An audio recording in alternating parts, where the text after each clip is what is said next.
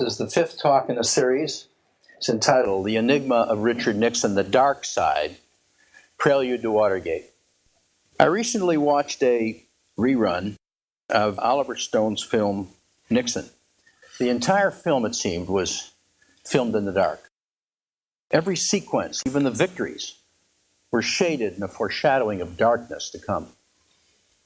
The film shows a tormented soul, a man driven by an addiction to power and intrigue, with a compulsion to live in the arena, a man who seemed at his best in defeat and in his worst in victory. There are many dimensions to Nixon. He cannot be lightly dismissed, but whatever the sources of the demons were, they brought freedom closer to the edge in this country than any phenomenon except perhaps McCarthyism in our lifetime. Now, you know, Friedrich Nietzsche once said, in heaven, all the interesting people are missing. Well, Nixon was certainly interesting, an interesting enigma. His attendance with ex-presidents Jimmy Carter and Gerald Ford at the funeral of Anwar Sadat in 1981 prompted the always acerbic Robert Dole to comment, "Hear no evil, see no evil, and evil." Charles Krauthammer once wrote of the paradoxes that Nixon was a seething cauldron of inchoate hatreds. But he was also the man who cut through the paranoia of fear and opened the door to China, fashioned détente, and ushered in the era of arms control, something less physically roiled presidents had not been able to do. Nixon was undoubtedly one of the brightest of our presidents. He was a skillful tactician. And he was one of the most perceptive and innovative minds we have had in the foreign policy arena. This is perhaps why he was so perfect to fit with Henry Kissinger, a brilliant foreign policy tactician in his own right, and an admirer of Metternich and Bismarck and balance of power tactics of the 19th century Europe. Both knew their history well. Both studied the lives of great men to serve them as role models. Ambrose Bierce wrote The Devil's Dictionary, something I commend to all of you. It's a lot of fun. He once defined admiration as our polite recognition of another's resemblance to ourselves. Well, David Gergen, who served in the Nixon White House, observed that Nixon admired two role models in particular who were in certain interesting respects like himself. They were Benjamin Disraeli and Charles de Gaulle. Disraeli, of course, was the conservative prime minister of Great Britain during the latter half of the 19th century, and he was prone to adopt programs and policies of the opposition party, the Whigs, as if they were his own. Ironically, Disraeli, although a conservative, gained a reputation as a founder and advocate of the welfare state. His leadership extended the political base of the Tory party and undoubtedly shaped tradition for many years to come. Well, Nixon, following this model, brought Pat Moynihan into the White House, lifelong liberal Democrat. Although Nixon had campaigned as a conservative, through Moynihan and others, Nixon actually proposed some of the most progressive reforms this country has seen in years. Some of it passed, some of it did not, but much of it in areas such as the environment, cancer research, workplace safety, and education did. If you're interested in this area further, by the way, there's a wonderful chapter called Disraeli Redux in a book by Melvin Small entitled The Presidency of Richard Nixon. The Disraeli syndrome of the strong conservative leader, being able to take bold steps into areas where less conservative leaders were foreclosed, no doubt was a major factor in enabling Nixon to open relations with China, promote détente and arms control, and many other such foreign policy initiatives. In many of these areas, by the way, he was even ahead of the usually prescient Kissinger. When Kissinger was informed by Haldeman early in Nixon's presidency that Nixon actually intended to visit China during his second term, he reportedly responded, "Fat chance." Nixon also idolized Charles de Gaulle. Perhaps no one historical figure exercised a greater hold on Nixon than did the former president of France. In his book, Leaders, published in 1982, Nixon not only devoted an entire chapter to de Gaulle, but quotes him time and again during his conclusory chapter called In the Arena. The admiration was mutual. After Nixon's defeat in the presidential election of 1960, Nixon was rejected and alone, a political pariah, traveled pretty much unnoticed, fobbed off on lower-ranking diplomats wherever he went in the world, everywhere that is except France. De Gaulle, who had risen himself like a phoenix from the ashes numerous times during a mercurial career, foresaw the same possibility someday for Nixon and wisely received him like visiting royalty. De Gaulle, as a role model, impacted Nixon in a number of both positive and negative ways. De Gaulle had the same innate ability as did Nixon to leap over the thinking of those who surrounded him and discern future trends. In the 1930s, for example, de Gaulle, who was then only a lieutenant colonel in the French army, recognized, as did too few of his contemporaries, that the nature of warfare had already changed dramatically. And in so doing, it was rapidly bypassing French military preparations. He realized that the striated battle strategies of trench warfare that had dominated the Franco-Prussian War and the First World War were already rendered obsolete by the development of modern engines and more mobile implements of war. De Gaulle stood virtually alone in arguing that the Maginot Line was an outmoded line of defense which would prove virtually useless in protecting France from a German onslaught. Bergen points out that de Gaulle's foresight instilled in Nixon a belief that a leader must have the prescience that comes from the combination of both intelligence and instinct. Both de Gaulle and Nixon had the same life goals. They wanted to be the architects of their times. And the great irony is that they both possessed the innate intellect and the instincts to be just that. But the de Gaulle role model was a two-edged sword. There was in the de Gaulle model a fatal flaw. De Gaulle was a patrician. His style of governance was aloof. He was a loner, often acting in isolation. De Gaulle had little interest in mixing with people, neither did Nixon. De Gaulle did not care for politicians, the press, or almost anyone else for that matter, neither did Nixon. De Gaulle was imperious, haughty, so was Nixon. Robert Dole made this wry but astute observation about this quality in Nixon. The most extraordinary thing about the Nixon presidency, quipped Dole, was not the way it ended, but that it happened. In a business of men who cannot stand to be alone, Richard Nixon wanted men kept away. So in this sense, the attempt to emulate de Gaulle only reinforced Nixon's worst instincts. Both Gergen and Richard Reeves, in his recent book, Richard Nixon Alone in the White House, eloquently described how Nixon was by nature a loner, a shy man, preferred to work out his grand solutions in his own mind, or at the most with a rare partner he felt was his co-equal, in many cases, Henry Kissinger. Gergen, who observed him up close, points out that Nixon did not enjoy the hurly-burly of politics, nor was he naturally drawn to the arts of democratic leadership. In fact, Nixon would often disappear for large parts of the day into a quiet study away from the hustle-bustle of the Oval Office, write and decide on issues. That was his way. Not only was Nixon a loner, however, Nixon was a hater. He was an equal opportunity hater.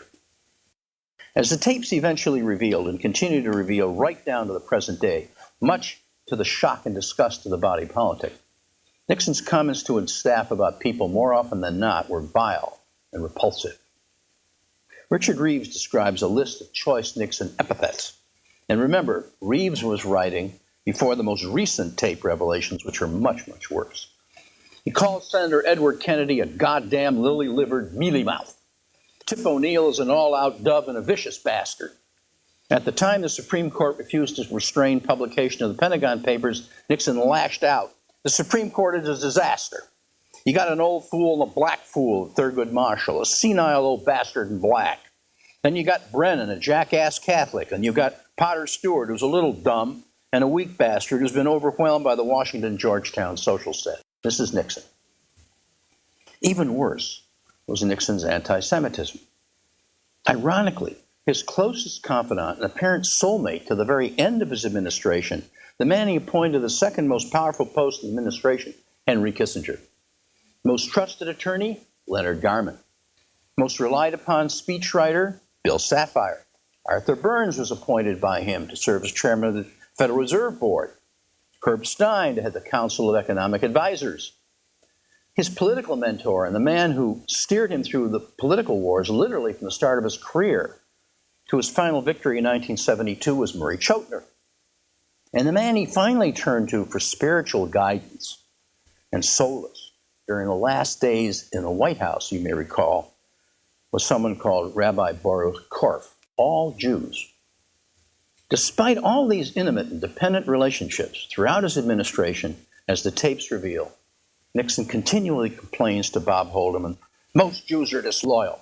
Later he instructs Haldeman, "There are exceptions, but Bob, generally speaking, you can't trust the bastards."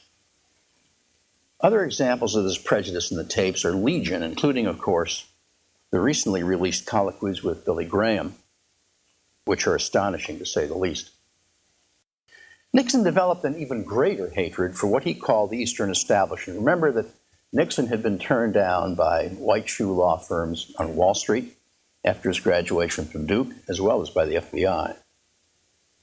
Following Nixon's 1968 election victory over Hubert Humphrey, the country experienced intensifying pain and anguish over our continued involvement in Vietnam.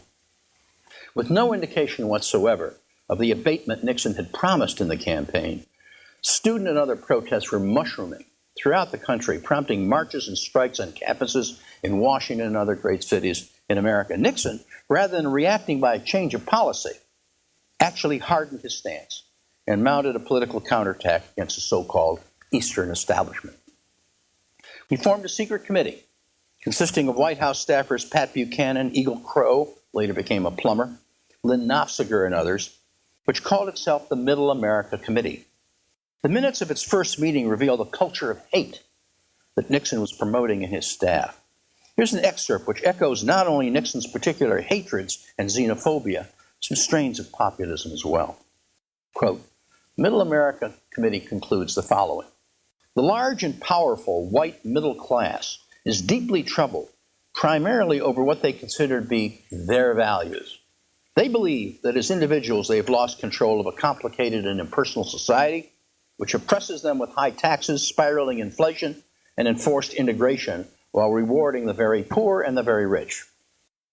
Attack dog Spiro Agnew, armed with words written by Nixon himself, reflected in a speech to a Republican fundraiser in New Orleans that, quote, a spirit of national masochism prevails, encouraged by an effete core of impudent snobs who characterize themselves as intellectuals. Incidentally, Kissinger, surely one of those so-called Eastern intellectuals that Agnew complains of, ironically often complained of the same intellectuals, as we'll see in his damnation of Ellsberg later on. Devastating effects on Nixon. It was not long after the New Orleans fundraiser that Agnew, at a $100 a plate dinner in Jackson, Mississippi, this time mouthing words that can only have been crafted by that nimble linguist Bill Sapphire, attacked the so-called liberal intellectuals as nattering nabobs of negativism, snobs, for most of them disdained to mingle with the masses who work for a living. This is quintessential Nixon. All of this linguistic puppetry from Agnew reflected the aura of hate and disdain that could only have emanated from the very top.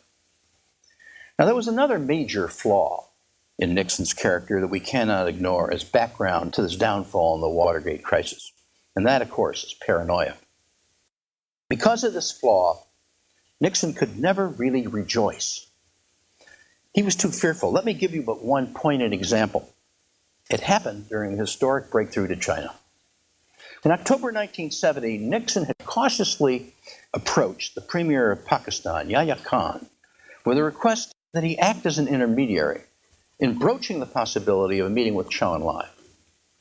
He had earned nothing back. But early in December, out of the blue, Kissinger was called into the office of the Pakistani ambassador, who said he had the following message for the president. At a meeting on November 15th, Chow had stated, quote, a special envoy of President Nixon's will be most welcome in Peking, end quote.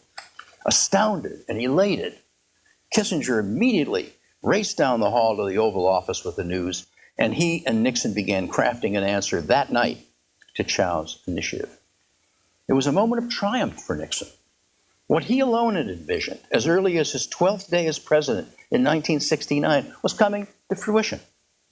But now, in Nixon's moment of supreme triumph, Ironically and puzzlingly, Kissinger reportedly saw no joy in the man who was president.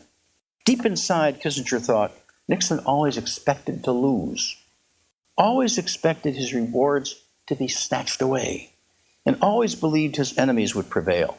He was conditioned for rejection or failure, actually confused by success. It was an insightful observation by a Nixon intimate.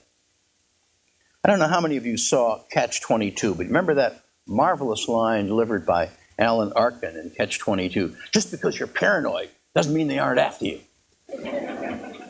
That could as well have been uttered by Nixon.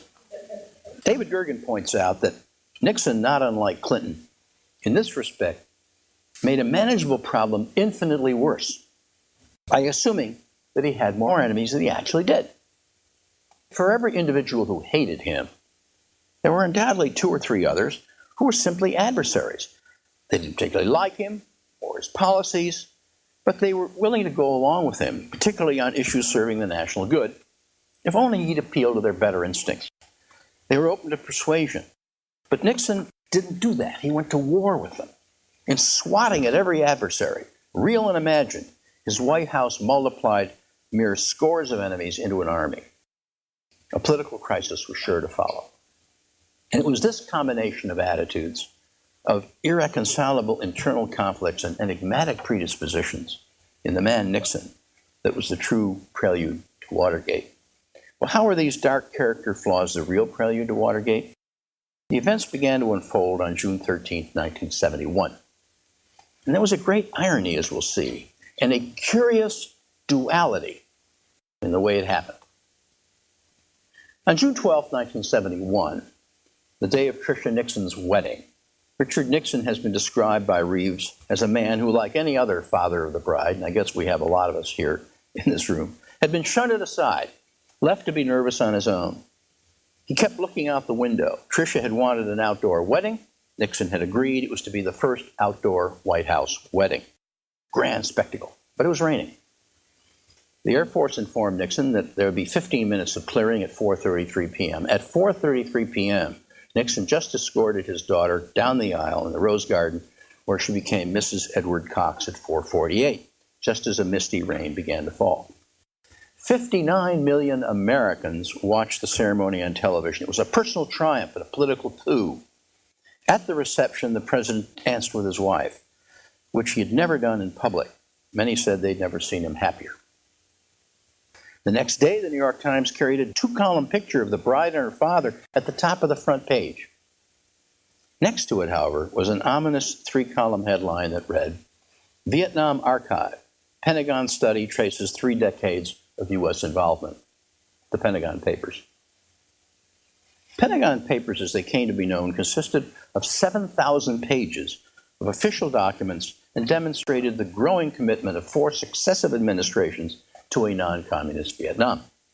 It also revealed a readiness to fight North Vietnam to protect South Vietnam, and it revealed an ultimate frustration with this effort to a much greater extent than our government had dared to reveal. Now, perhaps the ultimate irony is the fact that the name Richard Nixon did not even appear in the Pentagon Papers. Initially, Nixon reportedly was not even upset. Nixon told Haldeman, "This is really tough on Kennedy, McNamara, Johnson. Make sure we call them the Kennedy-Johnson Papers. The key for us is to keep out of it."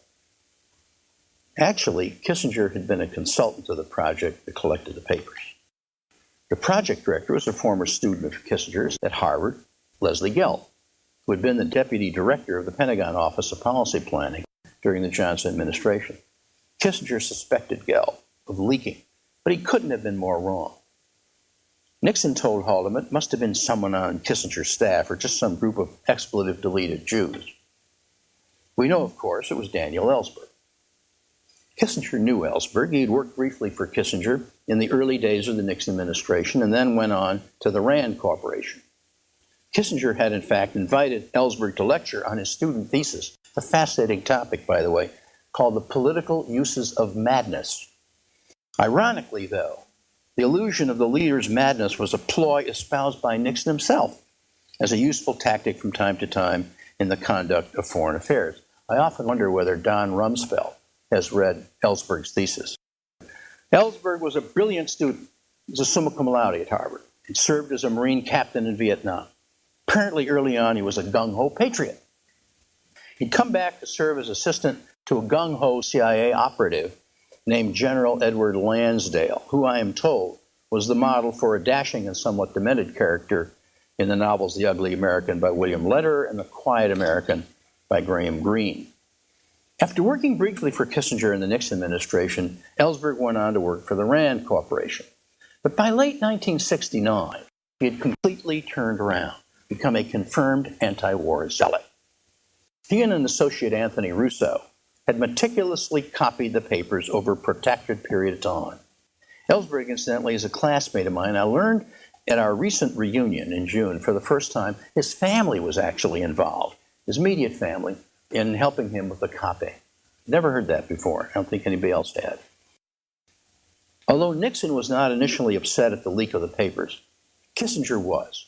He was reportedly outraged at the publication and fearful that it would affect his negotiating power in foreign policy in general, and in Vietnam in particular. His rage ultimately affected Nixon, and this is the key. It inflamed that set of attitudes and predispositions in Richard Nixon that we have been discussing: paranoia, hatreds, the need to obliterate those who disagreed with them, enemies both real and imagined. Said Kissinger, "It shows you're a weakling, Mr. President. These leaks are slowly and systematically destroying us. It could destroy our ability to conduct foreign policy. If other powers feel we cannot control internal leaks, they will not agree to secret negotiations." Well, there was more than a seed of truth in that remark, actually. For at the time, Kissinger was secretly preparing for a trip to Peking in July, a fact carefully hidden from our own State Department. A leak might have proven fatal to that effort. You must understand that Kissinger and Nixon worked alone. Secretary of State Rogers was totally out of the loop in virtually everything that went on here. So, notwithstanding the fact that the gravamen of the Pentagon Papers was a blistering attack on the disastrous policies of the Johnson and previous administrations, Nixon ordered Attorney General Mitchell to begin a study of possible criminal liability in the case. Now, Murray Gurfein, then a Southern District judge in New York, had issued a temporary restraining order against the New York Times, halting further publication of the Pentagon Papers, to allow the government time to consider espionage charges against the Times and persons unknown, the source of these unclassified documents. At the same time, Nixon and Kissinger were meeting with Russian Ambassador Dobrynin, who had traveled here to deliver a proposal for a 5-power nuclear conference. The dialogues with Dobrynin inevitably turned to leaks. Again, the State Department and Secretary Rogers taken totally out of the loop by Nixon and Kissinger. Nixon told Dobrynin, "The way for our two governments to make progress is through the talks that you and Kissinger have been having. They are completely confidential, with nobody leaking. We will, of course, make a formal reply, but then you have a little talk with Henry Kissinger." Nixon then proposed to Dobrynin, and they proceed to deal with Kissinger on a highly confidential basis with regard to SALT, Berlin, the entire nature of our post-war relationship. It was the beginning, really, of the serious movement toward détente. So what then were the specific circumstances that led to Watergate, and where is the great irony, and where is the duality? In discussions later concerning the Pentagon Papers' contents, Nixon was looking for something to prove that President Johnson's halt in the bombing in Vietnam was just an election ploy to try to stop Nixon from winning in 1968. Kissinger indicated that he'd been trying for 3 years but couldn't locate such documents, but that the Brookings Institute had a file on it. Nixon, frustrated, report, "God damn it, get in there and get those files. Blow the safe, get them." Why? Johnson was long gone, not a threat. The paranoia. Nixon's need to obliterate political opponents, real and imagined, was no doubt at the source. The next day, Judge Murray Gurfein, ironically enough, a Nixon appointee, vacated the temporary restraining order against the Times in very significant and far-reaching language against government suppression of ideas. He took a stand against the government's suppression of ideas by alleging sedition against those with whom it disagreed. Listen to Gerfein's telling admonition. The security of the nation is not on the ramparts alone. Security also lies in the value of our free institutions. A cantankerous press, an obstinate press, a ubiquitous press must be suffered by those in authority in order to preserve the even greater values of freedom of expression and the right of the people to know. The government appealed and sought one injunction after another as newspapers throughout the country began to publish the Pentagon Papers. But the cat was already out of the bag. The public's interest had been piqued, and preventing publication was a losing battle both in the law courts and in the court of public opinion. On June 30th at 2:30, ending a long series of expedited appeals, the Supreme Court ruled in favor of the press by a 6-3 vote. Majority stated, any system of prior restraints of expression must come to this court bearing a heavy presumption against its constitutional validity. The government thus bears a heavy burden of showing justification for the enforcement of such a restraint. His dark side now overcame Nixon. He'd been rebuked, and by one of his own, no less. The president exploded. He compared Ellsberg to Alger Hiss. He told Tolson, we've got a counter-government here. We've got to fight it. I don't give a damn how it's done. Do whatever has to be done to stop these leaks. I don't want to be told why it can't be done. The government can't survive, can't function if anyone can run out and leak. I want to know who's behind this. And as to Ellsberg, try him in the press. Leak it out. We want to destroy him in the press. We won the Hiss case in the papers. We did it.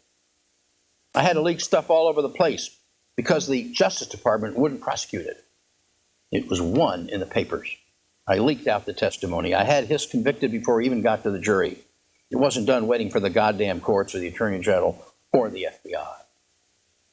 As to Brookings, Nixon was so outraged, he talked about breaking into the place. They have a lot of material. This is on Johnson's decision to halt the bombing. They have a lot of material. I want Brookings. I want to break in. Hell, they do that. You're to break into the place, rifle the files, bring them in. Just go in and take it. Go in around 8 or 9 o'clock.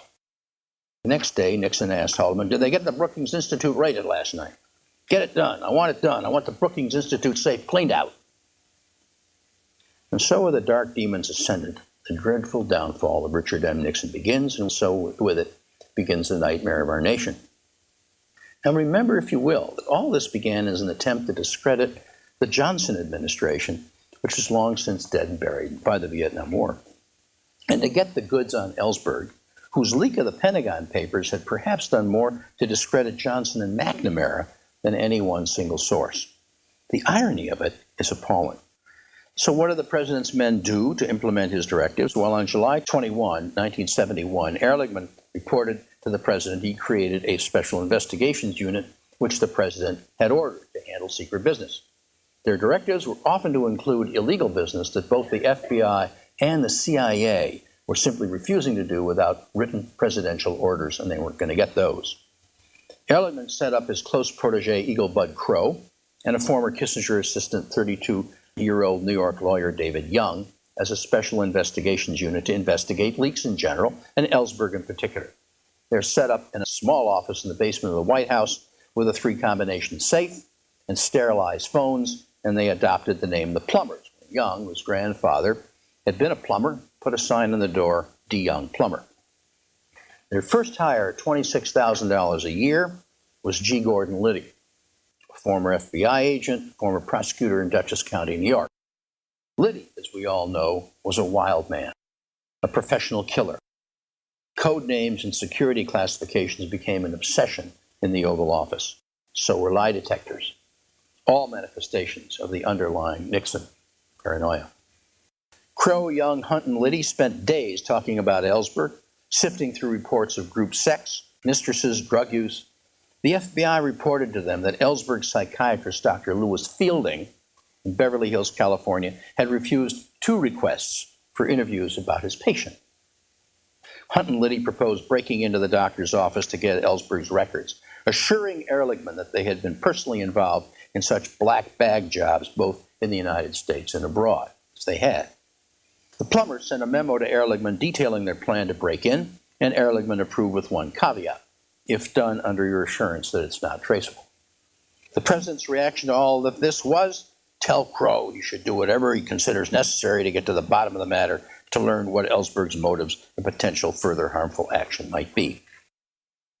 What now emerges is a dramatic duality of events on both the foreign policy front and the domestic front, reflecting, as it were, the demonic duality of Nixon's character. While the president's men were planning burglaries, Nixon and Kissinger were working on reviving a Moscow summit meeting, plans for which had been scrapped. They actually secretly broke through to Soviet leader Leonid Brezhnev, who was smarting at having been kept out of the loop by Alexei Kosygin and Andrei Gromyko, men with more experience in foreign affairs. This secret was kept not only from Kremlin leaders, but on our side from Secretary of State Rogers as well.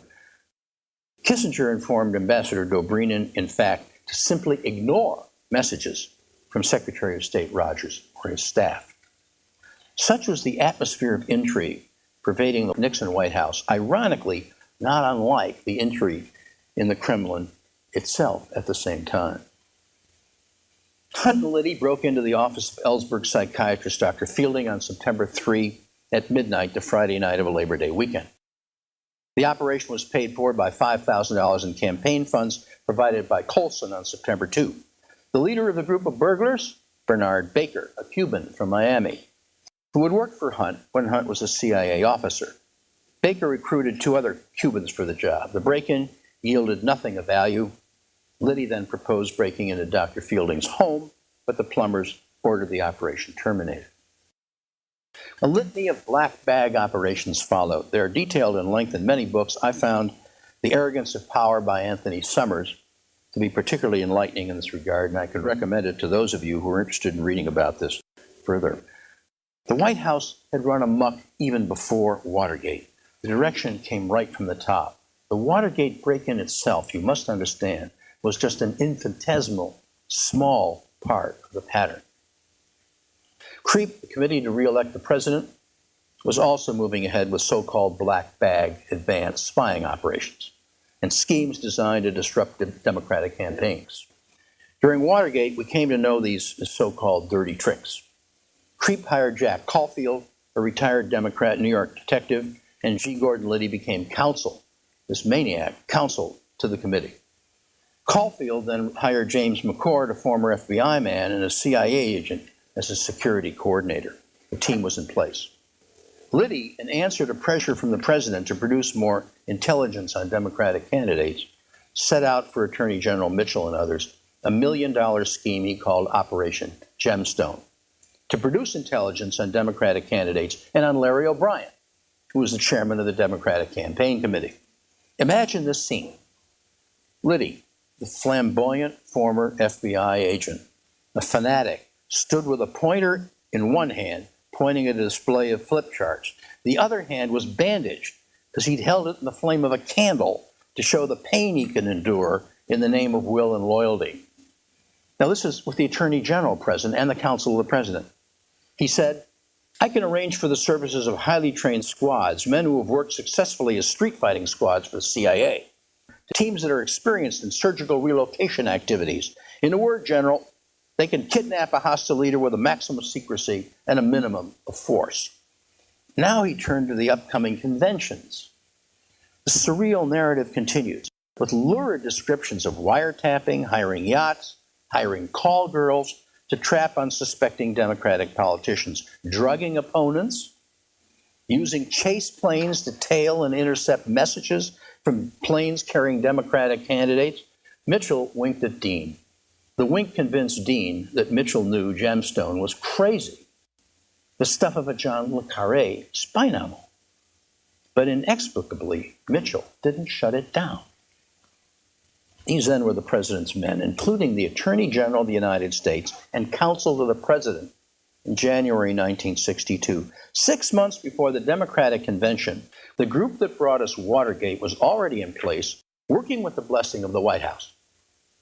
They were beyond the reach of Congress, beyond the reach of the courts, beyond the reach of the FBI and the CIA. They were answerable to no authority except the president, working amid an atmosphere of mistrust, fear, internal spying, and backstabbing. It was an atmosphere that could only have been induced by a moral paradigm that originated in the Oval Office itself. A moral paradigm justified by Machiavellian logic. And they were thugs, ordinary garden variety thugs. Many could come right out of central casting. Well, now the dramatic duality of events and Nixon's character continues. On May 5, 1972, many historic and portentous things were taking place. Pulitzer Prizes were being announced. One of the biggest winners was the New York Times for its publication of the Pentagon Papers. Kissinger was meeting with Le Ducteau secretly in Paris, trying to end the Vietnam War. On that same fateful day, James McCord, security director of CREEP, rented room 419 at the Howard Johnson Motor Inn, a room with a view of the offices of the Democratic National Committee in the Watergate office building. On Monday, May 22, 1972, the prescient and innovative Richard Nixon, following his Disraeli and de Gaulle role models, became the first U.S. president to visit Moscow. The framework of ABM and SALT was hammered out by Kissinger and his staff with presidential oversight, had been working on it for over 2 years. It was an historic first. A joint declaration was signed. On that same day, back in Washington at just past 6 o'clock in the Friday evening, the enigmatic dark side of Richard Nixon was simultaneously emerging from the shadows. For on May 22, his minions were placing in motion a chain of events that would undercut Nixon at the moment of his greatest triumph. On that Friday evening, Howard Hunt, officially a member of the White House staff, and G. Gordon Liddy, counsel of the finance chairman of CREEP, were hosting a pre-burglary banquet in the Continental Room of the Watergate Hotel. The ironic duality continues. May 28th was an historic night in which an American president went on Soviet television for the first time. But on that same May 28th, Hunt and Liddy's men finally got inside Democratic headquarters just after midnight, after taping open the locks on the doors between the sub-basement garage and the 6th floor. On that date, it seemed Nixon was at the apogee of his power. The coverage has been incredible, Nixon heard from Colson on May 31. The president is riding a wave of support stronger than anything I've ever seen. But it got even better. On June 10th, McGovern defeated Humphrey in the California primary. It was a fatal blow to the Democrats' chances in the 1972 election. Polls show that Nixon would defeat McGovern 53% to 34%. Nonetheless, afraid that he would somehow again snatch defeat from the jaws of victory. In the November election, on June 13th, talking to Colson, the paranoid Nixon said he wanted round-the-clock surveillance of McGovern until the election. On June 14th, after a lobster dinner, Liddy told McCord they had to go back into Larry O'Brien's office since one of the bugs they had installed earlier was not working. As we all know, this time McCord volunteered to tape the locks. He did it wrong, of course, putting the tape on horizontally instead of vertically. A guard noticed this while the burglars were inside, called the police, who found McCord and the Cubans. Hunt and Liddy, who were in room 214 of the hotel, walked out of the hotel into their own cars, brilliantly leaving behind 32 consecutively numbered new $100 bills, 2 address books with Howard Hunt's name and the White House telephone number in them, and a $6.36 check from Hunt to his country club. The police found it all the next day. Though they didn't know at the time, Woodward and Bernstein, essentially neophyte reporters on the Washington Post, were about to launch careers. Richard Nixon's roller coaster to hell was on its way. We all lived through the national nightmare that followed, the shocking revelations, the cover-ups, the Senate hearings, the trials of virtually all the president's men, all of whom became household names. Haldeman, Ehrlichman, Dean, Colson, Mitchell, Chapin, Segretti, Magruder, Hunt, Liddy, and more, pariahs all. And the nation suffered agonizingly through the crisis until Nixon, after having been impeached, finally resigned in 1974. And the country heaved a collective sigh of relief, and calm and order were restored under Jerry Ford, a decent man. And people went about their business again, no longer concerned the government was tapping and burglarizing and bugging and listening to their every word, burglarizing their homes and offices, stealing their professionals' files, placing their names on government enemies lists, or secretly marking them for a worse fate.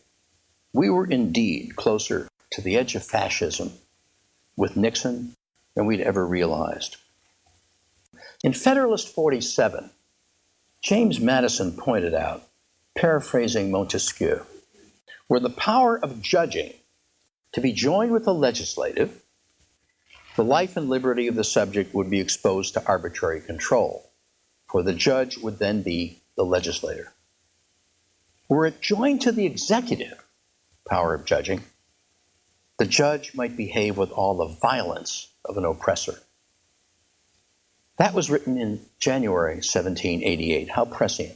Over 100 years later, the dark side of Nixon exposed just that raw nerve in our system, in the separation of power.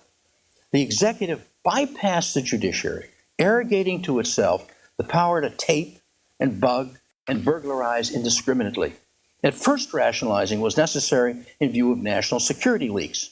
Later, having nothing to do with leaks, it became a convenient way to bludgeon and bury political opponents. Nixon had indeed been transformed into the behemoth, the very oppressor that Madison had feared in 1788. In an ominous interview with Barbara Walters in January 1972, H.R. Haldeman, who had been carefully coached by Nixon, expressed the following disturbing thought. "You could say," said Haldeman, "that our critics were unconsciously echoing the line that our enemy wanted echoed. Now, after this explanation," and he just made some explanation of the reasons we were not already out of Vietnam.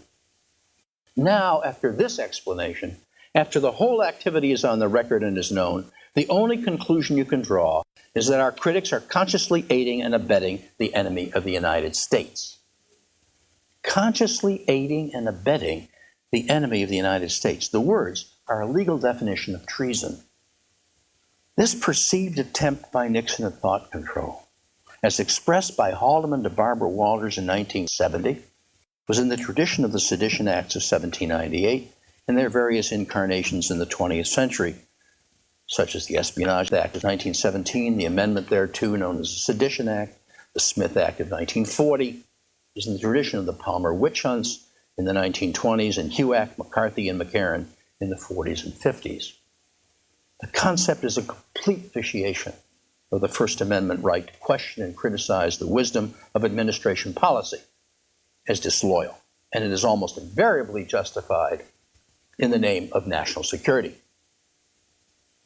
Now, it's presumptuous for any layman such as myself to attempt to explain the source or sources of Nixon's dark side. I'll leave that one for the psychiatrists. But anyone can read Nixon in his own words. And in Leaders, he reveals his innermost thoughts on the role of the leader in the body politic. Quote, "In evaluating a leader, the key question," says Nixon, "about his behavioral traits is not whether they are attractive or unattractive, but whether they are useful." And in quoting Max Lerner's introduction to the collected works of Machiavelli, Nixon revealingly cites this passage. Quote, "Let us be clear about one thing. Ideals and ethics are important in politics as norms, but they are scarcely effective as techniques." Now that's Nixon. Contrary to Nixon's cynical Machiavellian and patrician view of the role of leadership, David Gergen astutely points out that the greatest of our democratic leaders have been impelled by a moral imperative, not unlike that described by Aristotle during the Golden Age of Greece, namely by example to evoke from the people a moral awareness and consequently a moral code encompassing the best of the values that they as citizens of the Republic now hold. That was essentially Mason, that was essentially Jefferson and Adams. But this requires a view of the dignity and worth of the human soul that Nixon and his patrician role model de Gaulle never held. Washington had it. Remember that language in his letter to the newly formed Hebrew congregation of Newport, "As God respects every individual conscience, so must we." Jefferson had it. Mason had it. Following their constructs, basically, and those of John Locke, they fashioned a declaration which reflects the best of the moral values which their fellow countrymen shared and gave them a reason to lay down their lives for those ideals. Nixon often liked to compare himself to Lincoln. In Leaders, Nixon eagerly points out that Lincoln, the great emancipator, broke laws to preserve the Union. Nixon was no doubt hoping in retrospect to justify his own defilement of the Bill of Rights, which was rapidly leading us down the road to a fascist hell. The Lincoln analogies are always difficult.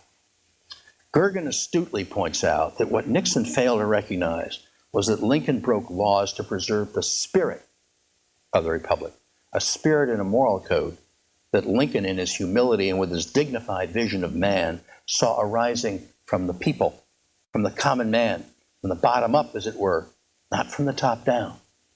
Nixon was incapable of this vision. So here we have a man, Nixon, a leader possessing innate intelligence, uncanny prescience, with vision and foresight perhaps unparalleled in the office of the president, at least in foreign policy in the 20th century. But a man whose demons of hubris, hate, and paranoia brought about a tragedy of Shakespearean dimensions. His character flaws fashioned an atmosphere in the halls of power in Washington which endangered our basic freedoms as perhaps no other president in our history. What saved us then from this spiraling descent into fascism? The bulwark of the separation of powers established in the Constitution, in this case the impeachment power given to Congress, was the legal mechanism for Nixon's eventual undoing. But in the end, it was hubris more than anything that brought Nixon down. A haughty, patrician view of man. Something his de Gaulle role model unfortunately fit well and buttressed.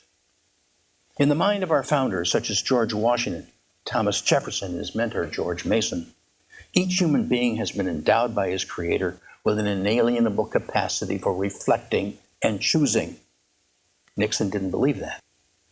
In the minds of these same founders, each human being has an eternal, self-determining principle. Nixon did believe that. Finally, in the spirit of these same founders, this unique capacity of human nature evokes awe, wonder, and respect. It was this quality of awe, wonder, and respect for the individual soul that Nixon never had. And it was this fatal flaw in his character that allowed him to run roughshod over the rights of his fellow countrymen without so much as a pause to reflect. In the end, it was this flaw above all others that ultimately led to his ruination and almost to the ruination of our great nation. Thank you.